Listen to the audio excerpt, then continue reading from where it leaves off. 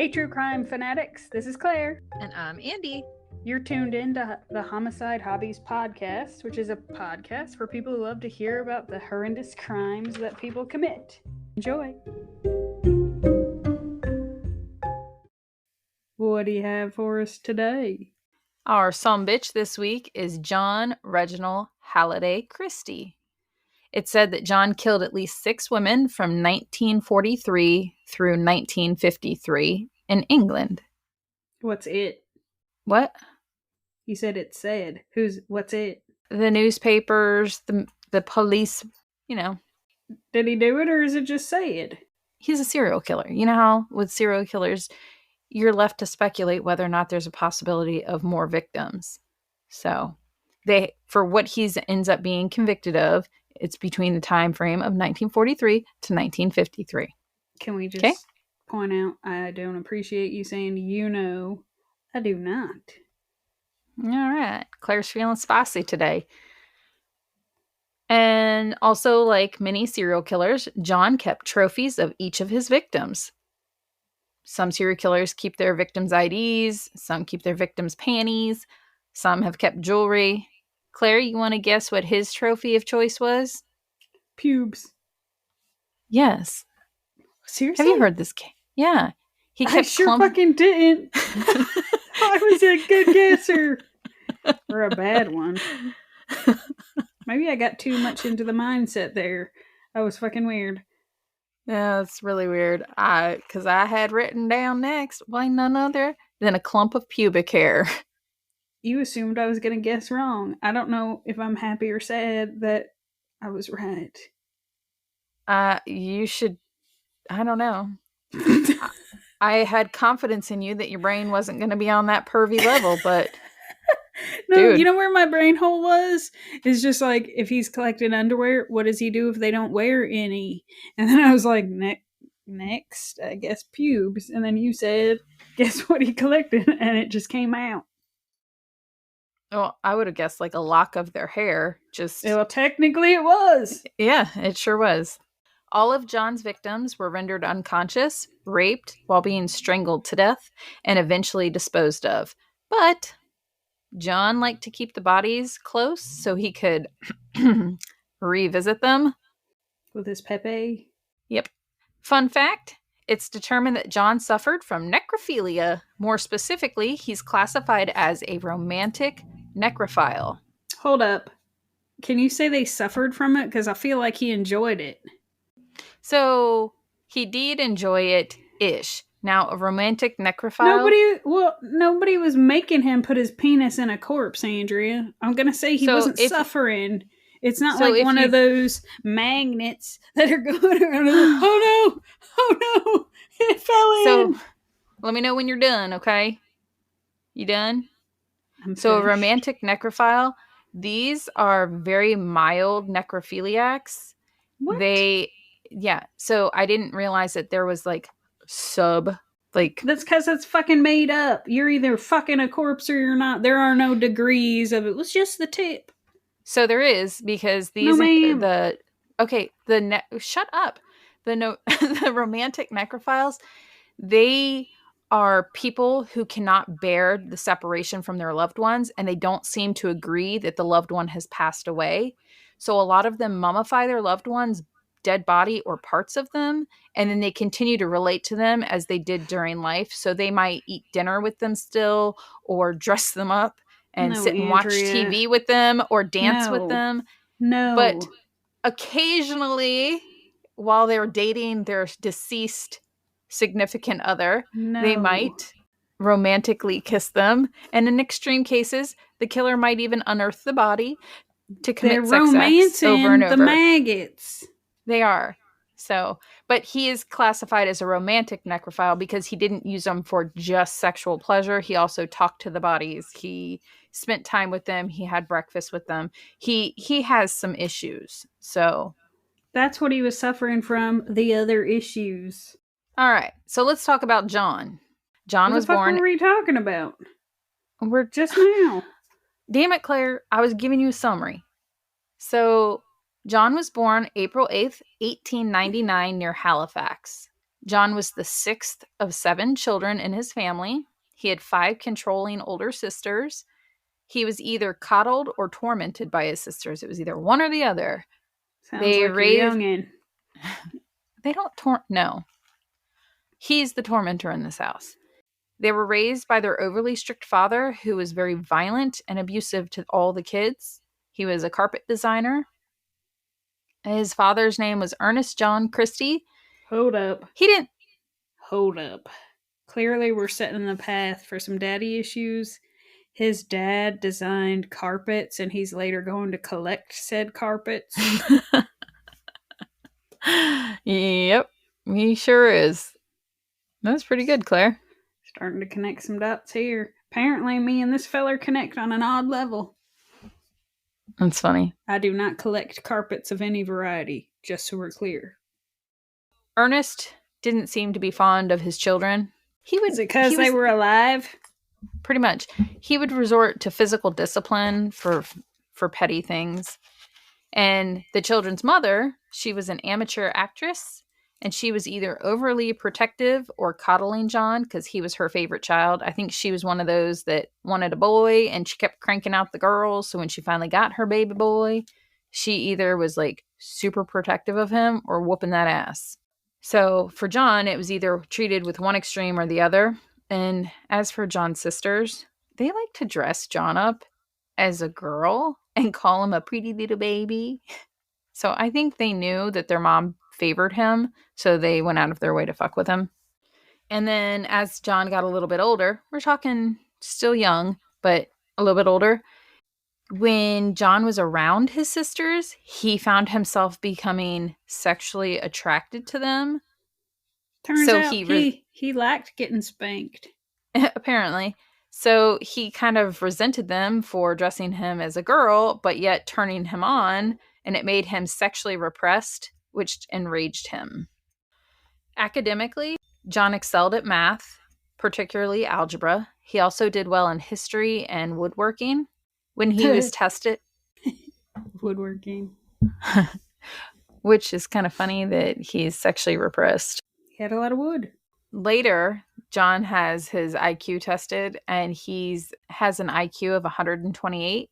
That put him in the smartest 5% in the UK at that time. So he was a smarty pants. He was also a choir boy and a King Scout, which is the highest rank in the Boy Scouts. Never heard of it. Me either, but I figure it's the equivalent of like an Eagle Scout in the US. It just, it sounds better. Socially, John's childhood peers described him as, quote, a queer lad who kept to himself and was not very popular. That don't mean he's a homosexual. You got to take. No, I figure they meant it as weird. Right. That he was a strange feller. You got to, because that's the word. Yeah. For the times. Yeah. I think it's easy to forget what time period we're in if you don't keep reminding. I'm going to keep reminding you as we go. But now, depending on which articles you read, some say 8, some say 10, some say 12. But at some point when John was a child, his grandfather passed away in the family home after suffering for quite a while from some sort of illness. The experience had a huge impact on John. The man who once scared him was now only a body, a defenseless and simply just a corpse that was laying there.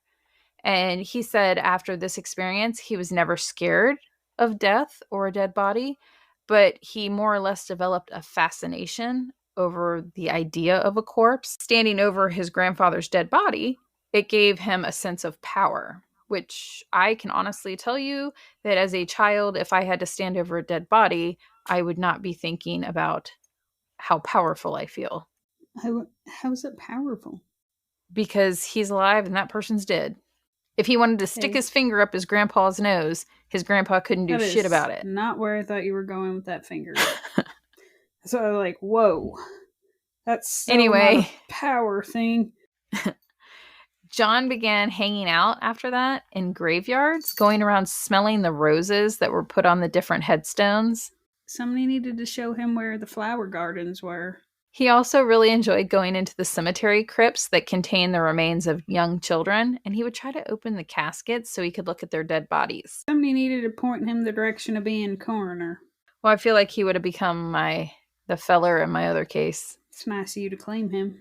I said my case. I didn't say my feller. You sure fucking did, and it's feller. Recorded. I sure did. I sure did. I didn't mean it like that. Anyway. So John became a control-obsessed hypochondriac with an inherent dislike for women, probably due to the constant nagging and bossiness of his big sisters. They probably fussed at him to stop beating his teeny weeny and get out of the bathroom. Either way, his pee-wee broke.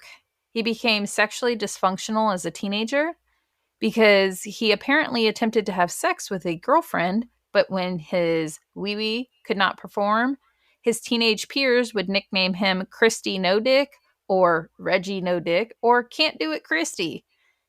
And I'm going to say that the girl who blabbed about his broken pee-pee made it to where he also, probably added to his hatred for females. Like, that's already embarrassing at any age, and everybody knows about it. Like, that's pretty humiliating. He could have turned it around and been like, I couldn't bear the smell. But he was a gentleman, and she was not a lady. Oh, gosh. This is why you don't kiss and tell. Because they name you Limp Dick, whatever his name was. Can't Do It Christie. Whatever.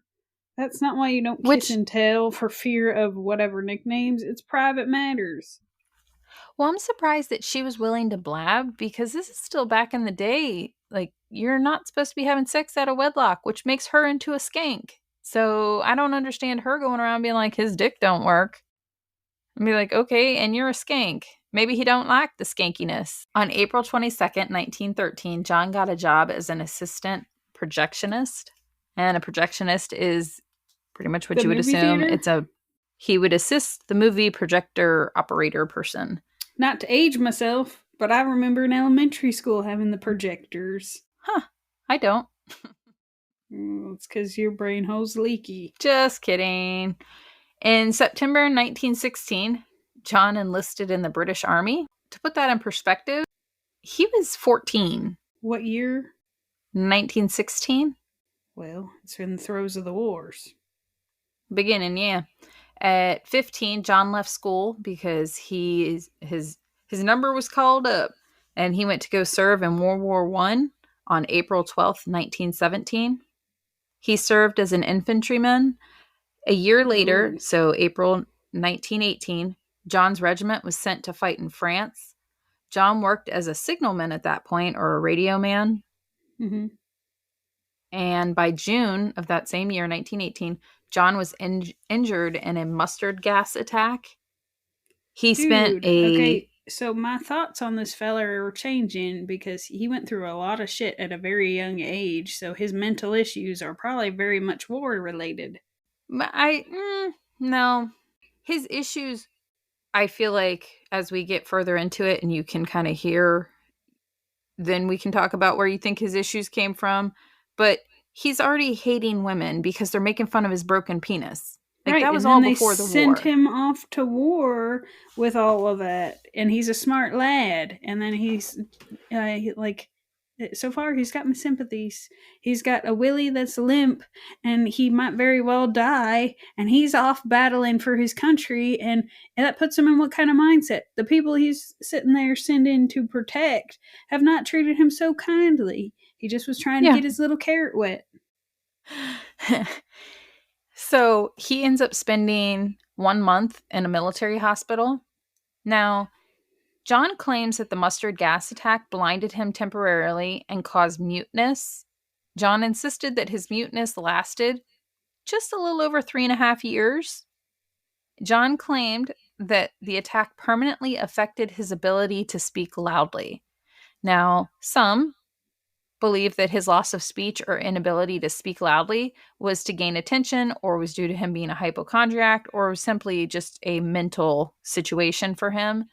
Because after spending a month in the hospital, he was released for fit for duty. But if he was unable to speak at a normal volume, they would not have been able to discharge him as all better and capable of continuing to serve. Does that make sense? So it's questioned whether or not he just chose not to speak.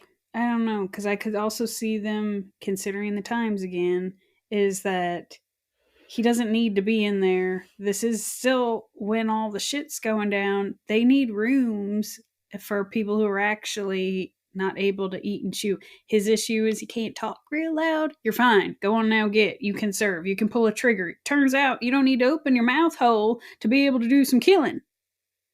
Well, you need to be able to communicate with your other soldiers. So at bare minimum, they would have just discharged him from the military. I don't even know if they would have done that because, again, they needed people. Well, on October 22nd, 1919, John was discharged from the Army. You set me up for that. Sure did. But then he joined the Royal Air Force on December 13th, 1923, so like 3-4 years later. But then he was discharged less than a year later on August 15th, 1924. I'm not sure why. His earlier sexual dysfunction and his control issues prevented him from having any normal sexual relationship. His muteness, however, did not prevent him from frequenting prostitutes starting at age 19. No, turns out you just need to fan the cash. John was only able to perform sexually when he was in complete control. Turns out he could pay the prostitutes not to move versus a girlfriend who I guess would bump and grind back. He didn't like that. Do your best impression of a corpse. Later in life, John said, "All my life, I've had this fear of appearing ridiculous as a lover." I think he would just overthink things like his facial expressions, his hip thrusting, or maybe the girl he was trying to do at the time was like, "Did you put it in yet?" I don't know. Maybe he did have a teeny weeny. Ain't his fault. On May 10th, 1920, John was 21 years old when he met and married. Was she a prostitute? No. John met and married 21-year-old Ethel Simpson Wadington. Do you she know liked that? her men. She wasn't. I know she was not. Turns out she liked her men quiet because she didn't care that he at this point was only a whisperer. I figured it out. She didn't know he was a whisperer. She just thought he was real good at doing the wooing. She thought he was a good listener. Turned out he was talking the whole time.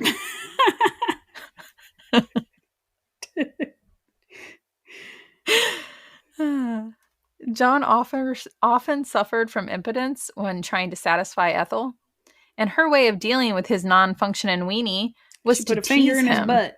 Oh. No, she would tease him. And I don't know about you, Claire. So for me, from a female perspective, if my husband couldn't get hard or stay hard... You didn't need to tell me that you were a female. Well, I know our fans don't know my husband. However, when we talk about things, he likes to speak for all the people of all the menfolk, or he tries to say that he Well, what is it? I think it was in one of the Salty Nuts episodes when he was like, asking he's if you were speaking for all women or something. And I was like, you can't speak for women. You're a man. And then he's like, I sure can. But anyway, so for me, if my husband couldn't get hard or stay hard, it would make me feel inadequate. Like he's not attracted to me, or I wasn't doing something he needed, or whatever. You know what I mean? So I think her teasing him was her way of trying to make herself feel better, which is a really fucked up way to do it because it's just a shitty situation all the way around. But I don't know. It turns out if you're comfortable playing with each other's parts, you should be comfortable enough to be like, hey, is something going on? Can I help you with something? She just inspired to be a baker and was just kneading the dough. She wasn't inspired. She aspired to be a baker. The problem with it was we were thinking of the menfolk, so I was using the wrong wordings. John and Ethel's friends and neighbors would gossip and say that she only stayed with him out of fear because John had a wicked temper. And not to excuse his bad behavior, but like you said a minute ago, he's been through a lot in his he's only 21. He's gone through the war, he was injured, not to mention as a young child being teased at school, being harassed at home, being beat by his father. He's gone through a He's got lot. a And dysfunctional now sausage. he's married and his wife is making fun of his limp dick. I feel like at some point anybody would snap. I feel But like everybody there needs to stop talking about bedroom things to everyone else.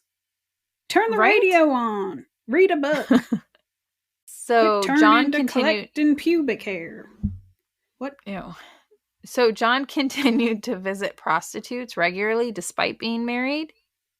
Early in their marriage, Ethel suffered from a miscarriage, so apparently at some point his penis worked. Either that or there were more chefs in the kitchen. Yeah. Well, Ethel worked at Garside Engineering and later would work at English Electric Company until 1928.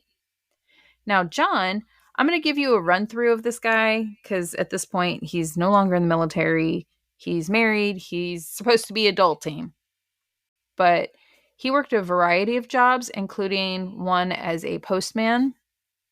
He began his postman duties on sometime in January 1921, and by April, so only a few months later, John was sent to prison for 3 months for stealing packages.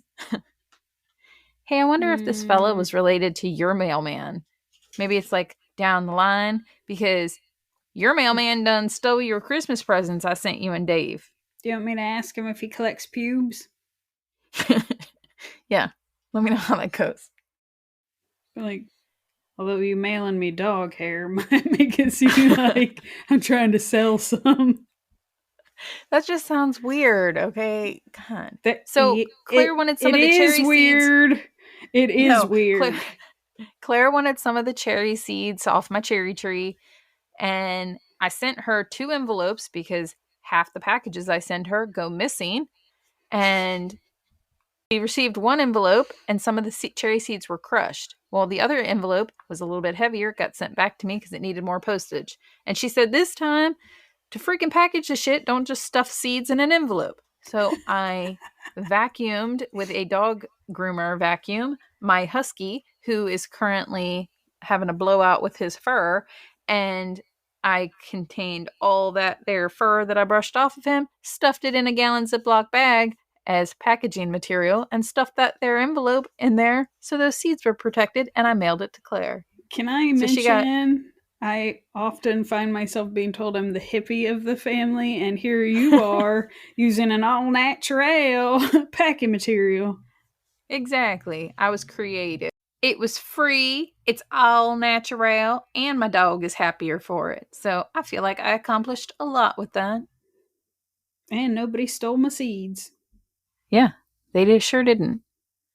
And then, okay, so that was in April 1921, right? And he served 3 months. January 15th, 1923, John was convicted of violent conduct and obtaining money under false pretenses. I'm not sure what all he did, but I'm guessing it was not good. He was sentenced to only 12 months probation. Couldn't have been that bad either. Nope. He waited till he's off probation, and in September 1924, John was sentenced to 3 months and then also 6 months, so 9 months, consecutive sentences for 2 counts of larceny. At this point, Ethel and John have been married for 4 years, and they separate. John moved to London and left Ethel behind to fend for herself. She moved to Sheffield with her siblings in 1928. He was just tired of her talking to everybody about his Johnson. And she's just tired of him going in and out of jail. Or visiting the prostitutes. She Yeah, got a case of the syphilis. Man, I don't know how I would feel if my husband's dick only worked with prostitutes. That he liked the smell. Of other men have been there? Evidently. Anyway. He was grappling with some issues. Actually, maybe he was a closeted homosexual. He's not. In the times. You don't know. You don't know. That could be why he couldn't get it up. And he was frustrated because his whole life he's been told a different way. Maybe. Let's see if you still feel that way here in a few seconds. Or a few minutes. And you don't A know year where later, he was putting it in the prostitutes anyhow. A year later, John was put on probation for assaulting Maud Cole. She was a prostitute he frequented so often that he moved in with her. Maybe she looked like a dude. She doesn't. I have a picture of her. I know I've said it before, Claire, but apparently the world needs to hear it quite frequently. Don't bring your work home with you, people. The prostitutes, don't bring your Johns home. His name's quite literally John. Do not bring him home. But he was living with her when he got pissy and cracked Maud over the head with a cricket bat. Oh. Yeah. She survived, but John was sentenced to 6 months hard labor for that assault. Was he just confused and thought she wanted a paddling? No, I'm going to guess maybe he tried to stick it in her honey hole and she said, I ain't getting paid for that shit. No. I ain't working for free. So, exactly. But John was also suspected of other assaults on women, but no other charges were brought against him. John's final run-in with the law for petty crimes was for auto theft. He stole a car of a priest who had tried to befriend the troubled man. And on November 1st, November 1st, 1933, he was convicted of that there theft and served 3 months in jail. After his brief prison sentence for that car theft conviction, he asked his estranged wife, Ethel, to please come home. Please come live with me in London. I love you so much. He left. Yeah, he wants her to come be with him. You said he loves her so much. That's what he said. But anyway, he left her. I know it, and she left too. So she moved away. Please come home. He moved too. That's not home for her. Maybe he meant home in my heart. My heart ain't never done stopped thinking about you. I love you. And anywhere, as long as we're together, is our home. No. He just realized he thinks he got his the trick settled with his pee-pee, and he's like, now I can give it to you. Maybe. But at that point, they had been separated for a decade. It's not like it was a quick thing. No. 10 years they were apart. And unfortunately for Ethel, she was lonely and she agreed to move to London in 1934. They were both 35 years old at the time of their reconciliation. Now, it turns out he didn't figure out his PP. It didn't work. It just doesn't like Ethel. So the visits to the prostitutes to relieve his increasingly violent sexual urges would continue. It's suspected by now he also included elements of necrophilia, but that's not confirmed. And these urges for violent sex started to intensify over the next decade. By 1937, John and Ethel moved to a top-floor apartment at 10 Rillington Place in Notting Hill. By December of the following year, they moved down to a ground-floor apartment of the same building.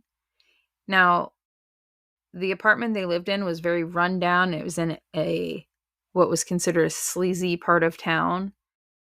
And none of the apartments, because again, it's the 1930s, none of the apartments had bathrooms, but there was an outdoor separate wash house that everyone used. And it was kind of in like the backyard. John eventually joined the War Reserve Police at the beginning of World War II. War Reserve Police duties included the duties of regular officers as well as enforcing blackouts, combating black market activity, assisting in evacuations and air raids, and capturing deserting soldiers. And John took himself super serious. He would go after anybody and everybody. Now, when John was accepted into the War Reserve Police, they never did a background check of anything or like of any type on him for his previous criminal history. So John was assigned to the Harrow Road police station where he met a skank named Gladys Jones. And I say she was a skank because she was married to a soldier who was serving in the war when she decided to start an affair with John. When Gladys's husband returned from his assignment, he learned about the affair and went to John's house to open a can of whoop ass on John. And after that ass beating, John quit the War Reserve Police. John's hypochondria quickly worsened when he was hit by a car in the early 1940s. He ended up visiting his doctor almost 200 times in a 15-year span. His ailments range from he thought he was dying to suffering from backaches to flu-like symptoms of death. By late 1943, 44-year-old John was having yet another affair with 21-year-old Ruth First. She was an Austrian girl. She was fun-loving, adventurous young woman with short brown hair and brown eyes. She worked as a factory worker and possibly supplemented her income as a part-time prostitute. On August 24th, 1943, John was having sex with Ruth when he got a little rough with some rope. He just keeps that handy, does he? Apparently. I guess he uses that to tie them up. I don't know. And Claire, I'm pretty confident when I say I don't believe it was consensual rough sex. My theory on this being non-consensual rough is John Dunn just committed his first murder with that there rope. He ended up strangling Ruth to death while he was having sex with her. Safe word. You gotta have a safe word. If you're gonna get freaky, people, at least have a safe word. Turns out if you're strangled, it needs to be more of the Morse code. Safe word. Tap out. And I know you're curious, Claire, but even though she died, he did finish what he started. Sure did, because he didn't notice. Just like your first case there when the feller stuffed his gourd into his lady friend's face until she strangled to death. He didn't notice until he was done. It was like, that was real great. Love is... Oh, fuck. Well, I have a serious question, and no, I'm not going to Google it, but is it still considered necrophilia if you started while they were alive and died during, but you finished? You know what? I'm not going to even give that any sort of thought process, because if you have to consider whether it's still a thing, if their heart stops beating as a technicality, you already have some issues. Well, I'm and just that curious is not the most important one in this. I was just curious with the wordings. Is necrophilia after they're already dead? I'm sure there's probably got to be another word for it where they're like, Yeah, it's called murder, Andrea. It doesn't matter whether or not it's still necrophilia or not, because John would revisit the bodies of his victim until the smell of decay and the decomposing became too much. He gave it some thought initially and was just like, I guess since technically she died while I was still having sex with her, it's no different. And then he put his hand on her and was like, she is a little warm. Turns out he didn't think that if he kept her on the boil that it might speed things along and the smell would get too much. He tried. He's like, I'll just pretend she's one of my prostitute friends that has a bad case of something and just close my peepers. Turns out because when he touched her body, it was wet. The maggots are moving. Didn't help things. Ugh.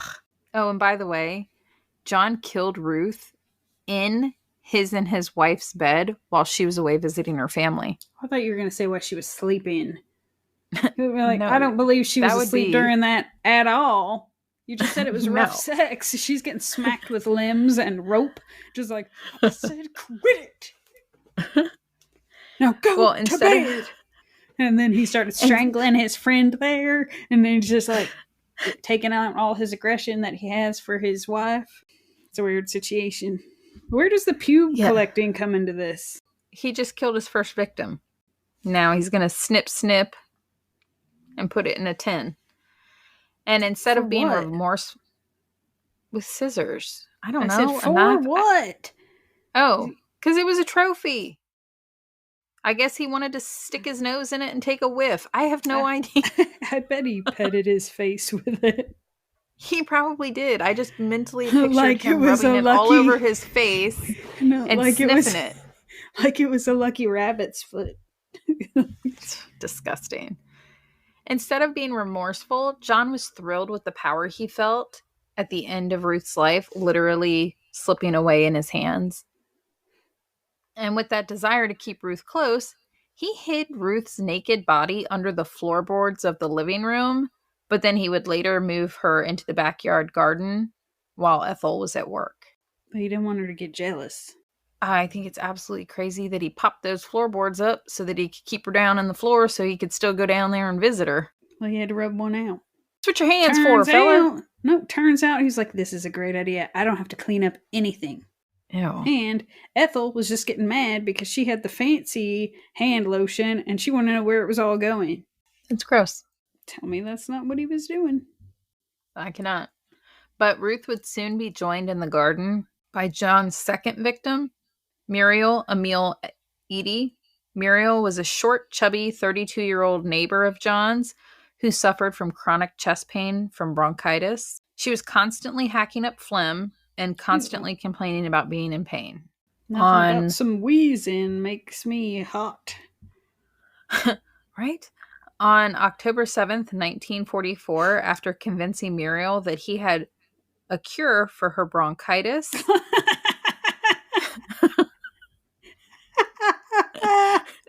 Open your mouth. So he created a special gas mixture that John used to... the Frito pie. Extra beans. John subdued her by giving her a carbon monoxide mixture, rendering her unable to move. A little bit of methane, too. When John began raping, when she was unable to move, that's when John dropped his trousers and began raping and strangling Muriel. When John eventually finished using Muriel's remains, he buried her, fully clothed, next to Ruth's remains in the common garden area out back. I guess he didn't enjoy himself as much because he didn't strip her naked and didn't keep her for very long. What month was it? Maybe she got squishy faster. She didn't. It was October. Now he's going to go a 4-year span of there's nothing reported, but it's believed that he had other victims. And I'll explain that a little bit later at the end with one of my fun facts.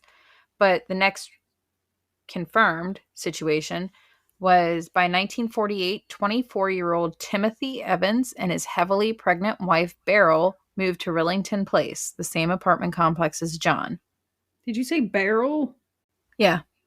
With a B?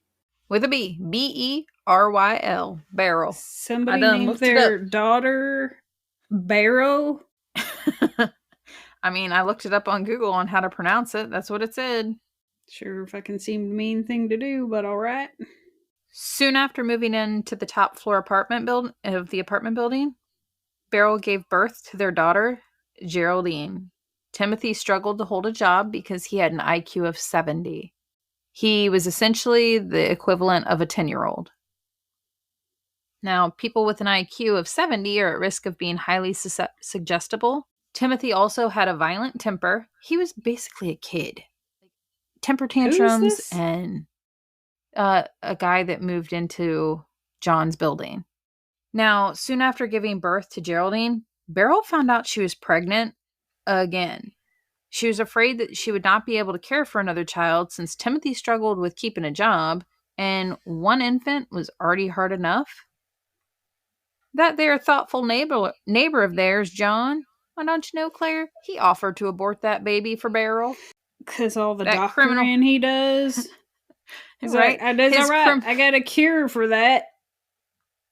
That criminal postman neighbor fella offered to go up in that there vagina of hers and abort that baby. He's like, can't be hard. Timothy and Beryl were like, I think we're going to try other ways to abort this baby. I'm real concerned how often there's somebody in the UK being like, have absolutely no medical experience at all. I can do it. I'll give you a free abortion. This one's on the house. Just give me a minute under the hood. Just takes a little bit of tinkering. But Beryl and Timothy were unsuccessful with their attempts to abort that baby. Imagine they made the fatal mistake of accepting John's offer. On November 8th, 1948... Sounds like they both had a low IQ, just so we're clear. I think Beryl was desperate. I think she just didn't know what else to do. And she turned to John. And John told her, here, smell this here gas. Oh my God. And it rendered her unconscious. And John began to rape her while strangling her to death. Remember when I told you that Timothy's low IQ made him highly susceptible to suggestions? Well, John tells Timothy, Beryl died due to a blood infection from something that Timothy and Beryl tried to do to abort their baby. And he convinced Timothy, don't go to the police. Instead, just go stay with your mother in Wales. I'll deal with Beryl's body. And Timothy was like, oh, that's a great idea. You sure are a swell friend. And he went off to go stay with his mom. And if Where's you're the wondering, baby? Claire, exactly about that baby, Geraldine, John told Timothy, I have a friend, a nice young couple. They're going to take care of your baby while you were away. Now, Claire, It's that not a infant was dog. never seen alive again. By November 30th, Timothy's mother was getting suspicious in regards to Beryl and baby Geraldine's mysterious disappearance, and she confronted her son. The lies became too much for the simple man, and he went to the police. The poor guy told the police that he accidentally killed his wife, giving her abortion pills, and that he disposed of her body in a sewage drain. So the police go out, they look into his story, and the sewage drain that he claims he dropped her into, it took three police officers to lift the manhole cover, so they knew he was full of it. But they got it off, they went down there, she wasn't there. So in reality, Timothy had no idea what John did with Beryl's remains. So the police go back and they interview Timothy a second time, and he mentions John helping him with Beryl. Hey, can we So just say that if I ever have an accidental death and Dave decides to throw me in a sewer, I'm going to be real upset. Like, we'd add insult to injury. You just threw me in with some turds. right? So the police go out to the Rillington Place apartments, and on December 2nd, 1949, they find the remains of both Beryl and her infant daughter, Geraldine. Their bodies were stashed in that communal wash house in the back garden. The infant still had a man's necktie that was used to strangle her to death wrapped around her tiny little neck. Timothy confessed on several separate interviews to being the one responsible for Beryl's death. He claimed he killed his wife in a fit of rage. Then he claimed the abortion pills killed her. He also claimed that he strangled her over their mounting debts. But in reality, it's believed that during their interrogating of Timothy, that the police were questioning if these were reasons why he would have killed Beryl, and Timothy just agreed with the officers. I could see him sobbing and being upset because he's got a whole lot of guilt that his wife is now dead, and it is his fault, regardless of if he did the killing or not. Well, I know he didn't, but I could see it be like he's just sobbing, and they're like, you did it this way, didn't you? And he's like, yeah. Yeah, that's the way I took it too. Because the way, I feel like he knows he did wrong, and it doesn't matter how it was done in his mind. He's guilty. He deserves to be punished. Right. And after being charged with the murders of his infant and his wife, he told the police officers Christie did it. But they didn't. The officers go out, they speak to John Christie, but his wife, Ethel, was carefully coached into corroborating John's story of events. And John, being a seemingly friendly, normal man, police were like, nah, he didn't do it. So Timothy was tried on January 11th, 1950. John and Ethel testified against him, and despite their inconsistent stories, the jury was convinced of John's version of events that unfolded on that November 8th. Timothy was found guilty by the jury after only 40 minutes of deliberation, and he was hung on March 9th, 1950. I thought that was so sad. I think the police were also slightly more aggressive, possibly, with Timothy because it involved the death of a baby. I don't really feel sorry for him because he also ditched his child with someone. 2 years later, on December 12th, 1952, John's wife, Ethel, disappeared. John told their neighbors she left him and took some of their furniture, but relatives were told that Ethel was too sick to correspond with their letters and stuff, but he would still send gifts to the families, his family, her family, from both of them. Around this time, John began using potent disinfectants to clean his house, and his neighbors started fussing about the stench coming from John's apartment. He was just brewing a different gas. The smells that were most likely offending the neighbors had probably started from Ethel. John had strangled his now 54-year-old wife.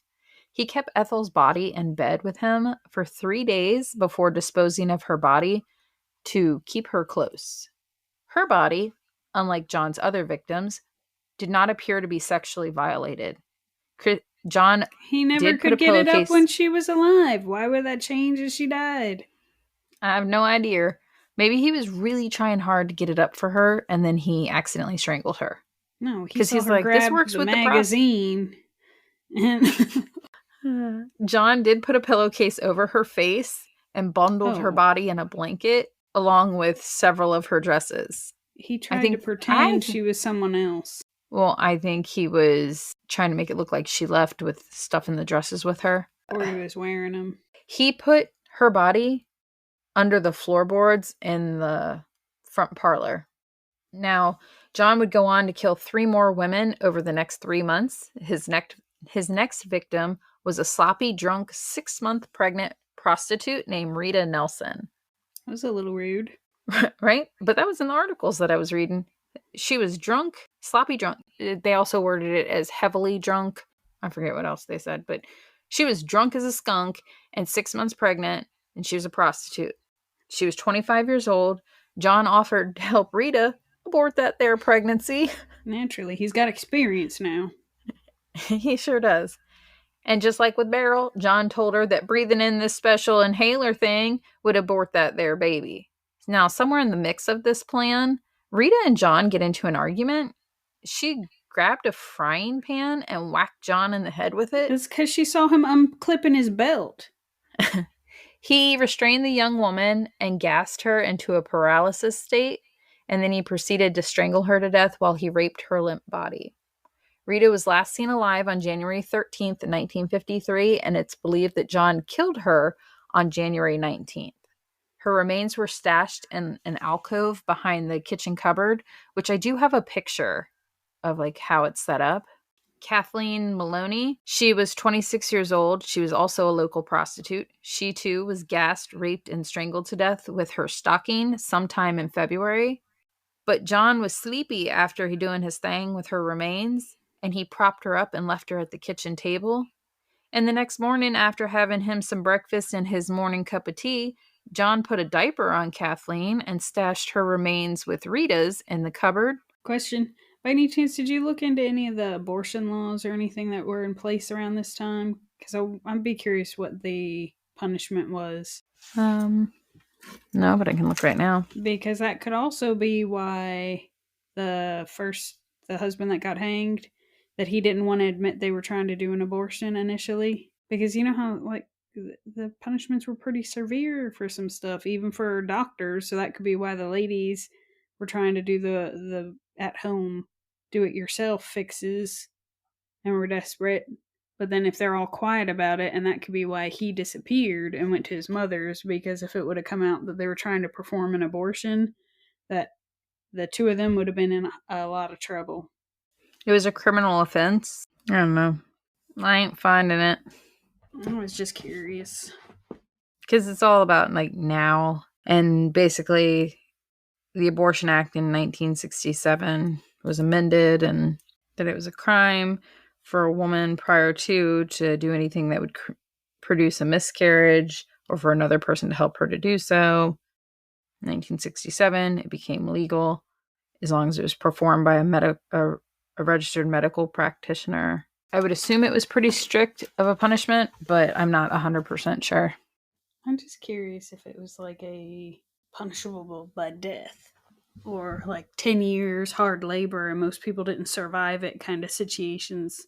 I don't know. I just see the changes that they've made, which would be crazy because a lot of his crimes and stuff, like bashing the lady over the head, he only did 6 months in jail for that. So, yeah, but I feel like aborting, they had a lot of drunken soldiers doing some knocking of heads. Well, in the 1909 and 1920s, people arrested for assisting in abortions were on trial for murder. And bear in mind, the jury was all male, because even though women had achieved the right to vote by the 1920s, they still couldn't sit on juries. So I would imagine a lot of them ended up being found guilty of murder and whether that ended in you being killed yourself because you're a murderer or whatever that entailed. In the 1920s, the UK was different from the US. That their right to vote was here, not there. Just saying. What? The women's right to vote wasn't worldwide. That was in the US. The UK, by 1922, women had the right to vote. They could not sit on juries. Go women. Actually, they were like 2 years after women got the right to vote here. Gotcha. But that just made me curious if you think that you might die for assisting with an abortion. Why you would not say anything. Yeah. Right. And make up whatever other story for it to be a oopsie. Well, I also feel like the husband, if he Found had... out his baby is dead too? Well, he didn't know when he first got arrested that his baby was gone. Like, he thought another couple were taking care of his baby.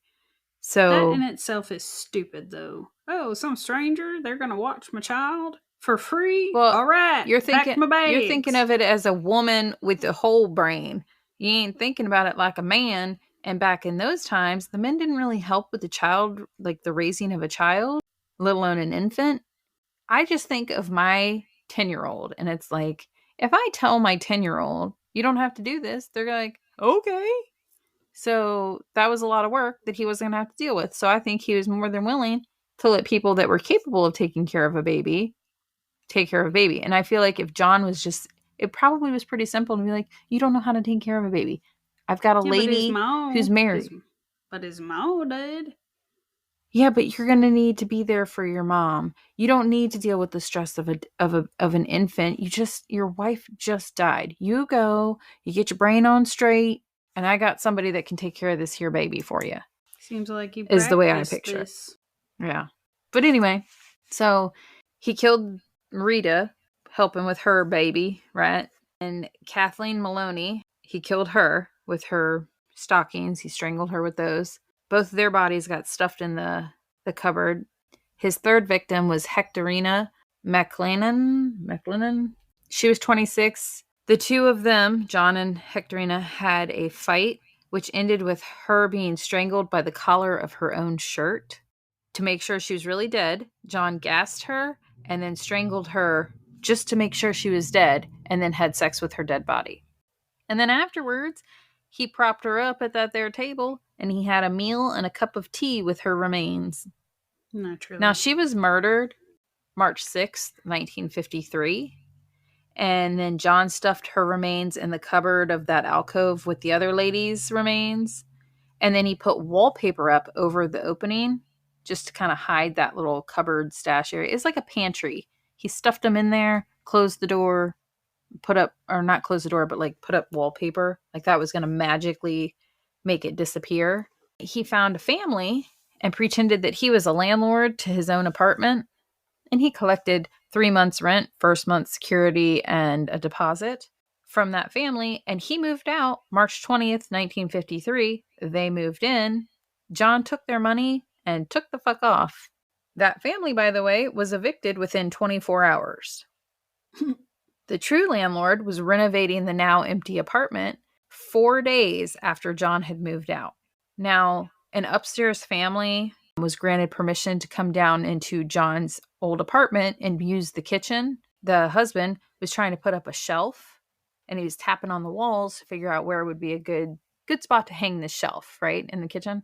In an attempt to find that there stood, he knocked on that alcove or the pantry opening, and the wall just collapsed. And when he tore it open more to see what the heck just happened, he found the decomposing bodies of the prostitutes. Well, he immediately called the police. During the police search of John's former apartment, the body of Ethel Christie was found under the floorboards of the parlor, as well as the other 3 ladies. And then police also discovered a tobacco tin containing various clumps of pubic hair. He forgot it. He sure did. He's coming back for that. A human thigh bone was seen by officers out in the garden. It was propping up the fence. Well, that's resourceful. More human remains were found thrown all around the garden, with a newspaper fragment around one of them dated July 19th, 1943.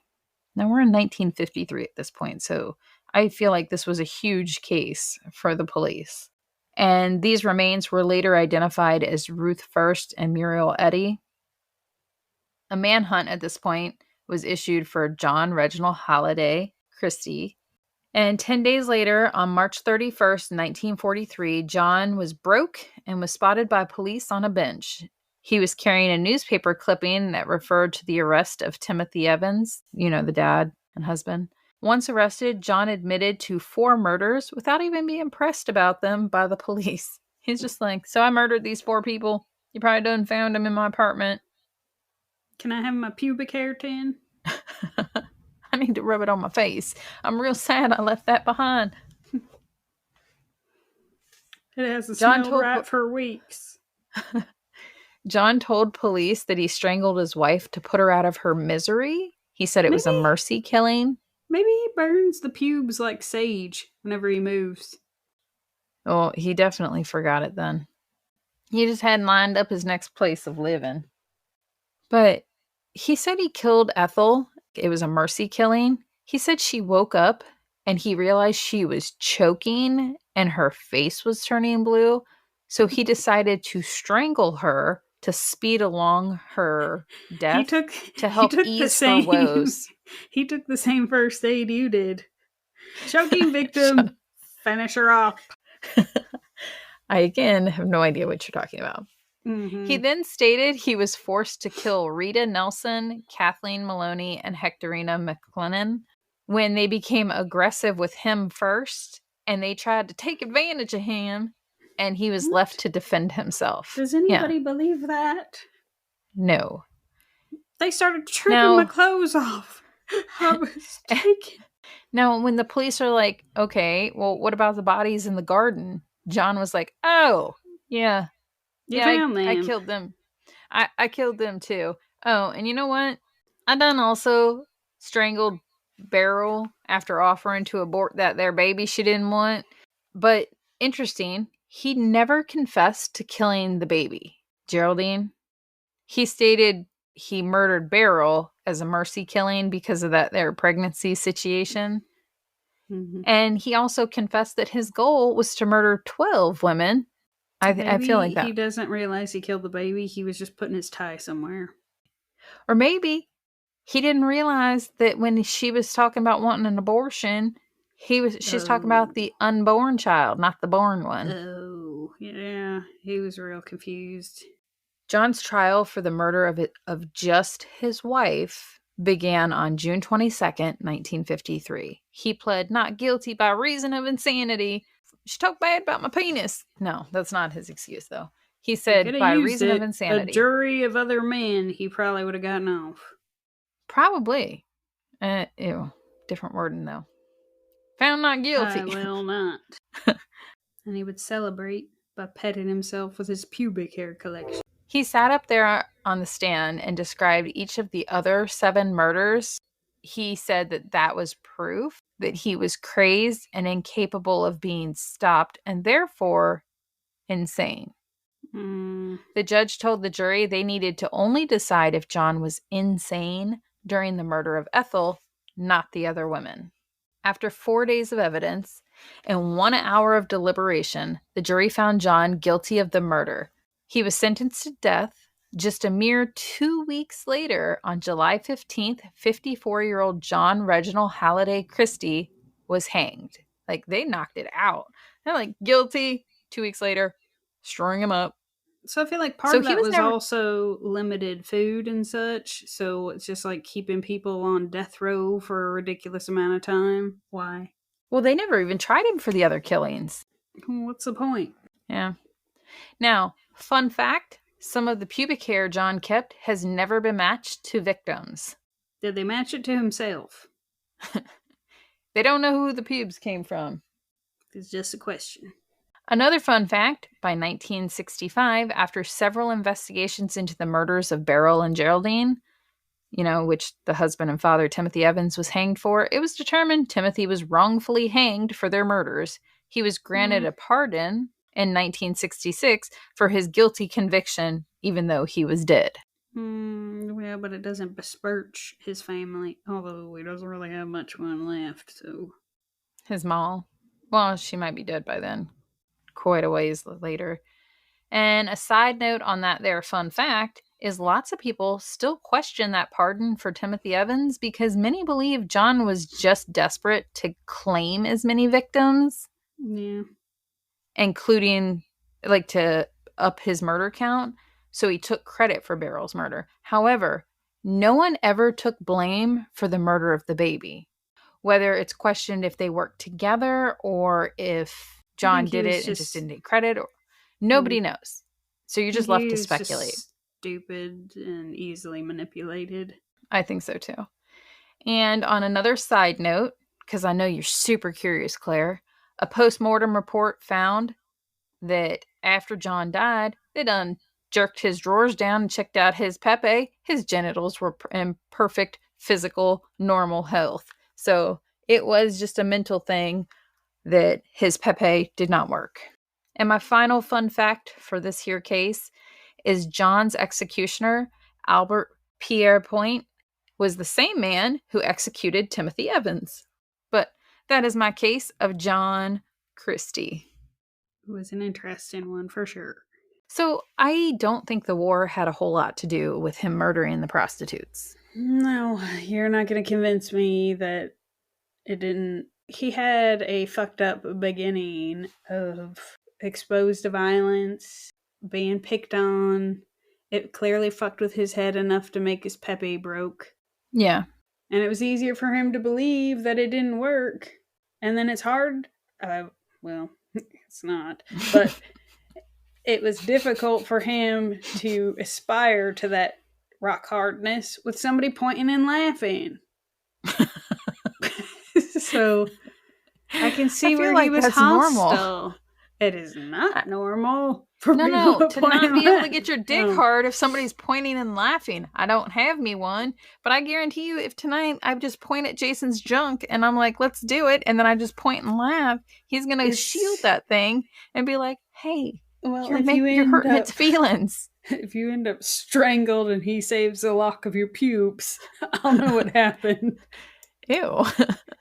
No, ew would have been if he used his pube collection to like put it in his pillow, like as a cake, like instead of a pillow. Ew. Either that, or used it for all his cleaning. It's like a Brillo pad, all natural. Or maybe. Thank you for listening to Homicide Hobbies. I'm Claire. I'm Andy. Follow us each week to get your fix of the atrocities that occur in true crime. And don't forget to tell people about us and rate us if you like us. But don't rate us if you didn't. Just change the channel.